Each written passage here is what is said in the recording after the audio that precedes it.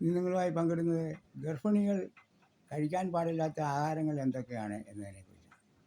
ഇന്ന് പല ഗർഭിണികൾക്കും ഇതിനെക്കുറിച്ച് വലിയ ബോധം വിവരവും ഇല്ലാതിരിക്കുന്ന കാലമാണ്. അതുകൊണ്ട് എന്തൊക്കെ കഴിക്കണം കഴിക്കണ്ട എന്നുള്ളതിനെക്കുറിച്ചാണ് ഇന്ന് ഇവിടെ ചർച്ച ചെയ്യുന്നത്. കഴിക്കേണ്ടാത്ത മെർക്കുറി അധികം അടങ്ങിയ മത്സ്യങ്ങൾ കഴിക്കരുത്. ഇത് കുഞ്ഞിനെ ബാധിക്കും, ഗർഭം അലസിപ്പോകാനുള്ള സാധ്യത കൂടുന്നുണ്ട്. മെർക്കുറി അടങ്ങിയ മത്സ്യമെന്ന് വെച്ചാൽ സ്രാവ്, കോര, ഞണ്ട് ഇത് ഗർഭിണികൾ കഴിക്കരുത്. ഇത് മെർക്കുറി കൂടുതലുള്ള ഭക്ഷണമാണ്. ഇതുമൂലം ഗർഭം അലസിപ്പോകാനുള്ള സാധ്യത കൂടുന്നുണ്ട്.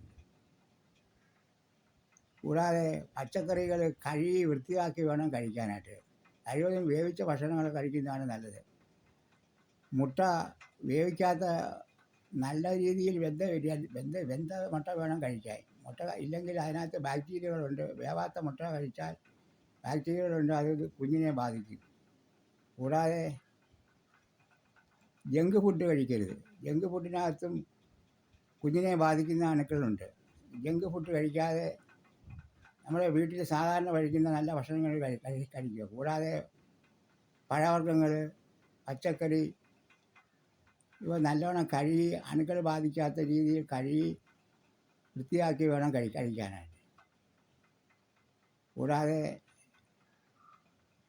പാല്, മുട്ട ഇവ ധാരാളം കഴിക്കുന്നത് കൊള്ളാം. ധാരാളം എന്ന് പറഞ്ഞാൽ കൂടുതൽ കഴിക്കരുത്. ഒരു ഗ്ലാസ് പാലും ഒരു മുട്ടയും ദിവസം കഴിക്കാം.